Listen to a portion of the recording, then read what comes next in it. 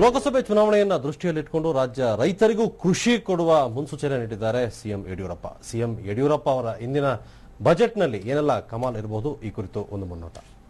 ಮುರಳೀಧರ್ ಅವರೇ, ಈ ಬಾರಿ ಒಟ್ಟಾರೆ ಆರ್ಥಿಕ ಸಮೀಕ್ಷೆಯ ಪ್ರಕಾರ ಕೈಗಾರಿಕಾ ವಲಯದಲ್ಲಿ ಒಂದಷ್ಟು ಬೆಳವಣಿಗೆ ಸುಧಾರಿಸಿದೆ ಅಂತ ಹೇಳಿದೆ. ಕೃಷಿಗೆ ಕಂಪೇರ್ ಮಾಡಿದ್ರೆ 1.1 ಇದೆ, ನಿಮ್ ತಮ್ಮದು 9.2 ಇದೆ. ತಾವೇನ್ ಹೇಳ್ತೀರಿ ಇವತ್ತು ಈ ಬಾರಿಯ ಬಜೆಟ್ ಬಗ್ಗೆ? ತಾವೇನಾದ್ರು ನಿರೀಕ್ಷೆ ಇಟ್ಕೊಂಡಿದ್ದೀರಾ? ಇವಾಗ ನೋಡಿ, ಒಂದು ವರ್ಷದ ಗ್ರೋತ್ ನೋಡ್ಬಿಟ್ಟು ನಾವು ಏನು ಡಿಸೈಡ್ ಮಾಡಕ್ ಆಗೋದಿಲ್ಲ. ನಮ್ಮ ರಾಜ್ಯದಲ್ಲಿ ಇಂಡಸ್ಟ್ರೀಸ್ ಗ್ರೋತ್ ಆಗ್ತಾ ಇದೆಯಾ ಇಲ್ವಾ ಅಂದ್ಬಿಟ್ಟು ನಮಗೇನು ಅನ್ಸುತ್ತೆ ಅಂದ್ರೆ, ನಾವು ಪಕ್ಕದ ರಾಜ್ಯಗಳಿಗೆಲ್ಲ ಕಂಪೇರ್ ಮಾಡಿದ್ರೆ ನಮ್ಮಲ್ಲಿ ಇನ್ನೂ ಗ್ರೋತ್ ಚೆನ್ನಾಗಿ ಆಗ್ಬೋದು. ಒಂದು ವಿಷಯ ನಾವು ಬಜೆಟ್ ಅಲ್ಲಿ ನೋಡೋದು, ಈ ವರ್ಷ ಎಷ್ಟು ಬೆಳವಣಿಗೆ ಇದೆ ಅಂತ ಮಾತ್ರ ನೋಡಬಾರ್ದು.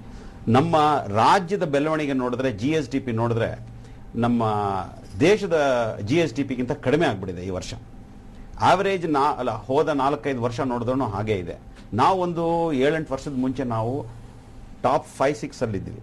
ಇವಾಗ ದೇಶದ ಬೆಳೆಗಿಂತ ಕಡಿಮೆ ಆಗ್ಬಿಟ್ಟಿದೆ. ಇದರ ಬಗ್ಗೆ ಖಂಡಿತವಾಗಿ ನಮ್ಮ ಮುಖ್ಯಮಂತ್ರಿ ಅವರು ಯೋಚನೆ ಮಾಡಬೇಕು.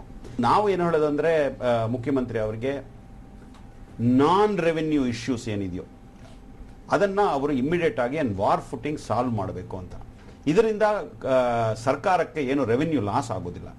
ಆದರೆ ಇಲ್ಲಿ ಕರ್ನಾಟಕದಲ್ಲಿ ಬಂದು ಇಲ್ಲಿ ಬಿಸ್ನೆಸ್ ಮಾಡೋರಿಗೆ ಸ್ವಲ್ಪ ಈಸಿ ಮಾಡಿಕೊಡಿ ಅಂತ ನಾವು ಹೇಳ್ತಾ ಇರೋದು. ಯಾವ ಪ್ರೊಸೀಜರ್ಸ್ ಇರಲಿ, ಲ್ಯಾಂಡ್ ತಗೊಳ್ಳೋದಿರಲಿ, ಪ್ರಕಾರ ಸರ್ವಿಸ್ ಸೆಕ್ಟರ್ ಇಂದಲೇ ಹೆಚ್ಚು ಉತ್ಪಾದನೆ ಇರೋದು, ಅವರಿಗೆ ಹೆಚ್ಚು ಅವಕಾಶ ಕೊಡಿ, ಇಂಡಸ್ಟ್ರೀಸ್ಗೂ ಅವಕಾಶ ಕೊಡಿ, ಆದ್ರೆ ಅವರಿಗೆ ಈಸಿ ಮಾಡಿಕೊಡಿ, ಸ್ವಲ್ಪ ಸುಲಭ ಆಗಬೇಕು. ಅವ್ರು ಇಲ್ಲಿ ಕರ್ನಾಟಕದಲ್ಲಿ ಬಿಸ್ನೆಸ್ ಮಾಡಬೇಕಾದ್ರೂ ನಾವು ಕರ್ನಾಟಕಕ್ಕೆ ಬಂದ್ರೆ ಯಾವ ವಿಷಯದಲ್ಲೂ ನಮಗೆ ಈಸಿ ಆಗಬೇಕು ಅಂತ ಒಂದು ಅವರಿಗೆ ಮನಸ್ಸಲ್ಲಿ ಬರಬೇಕು. ಇವಾಗ ಆ ತರ ಒಂದು ಮನಸ್ಸಲ್ಲಿ ಇಲ್ಲ.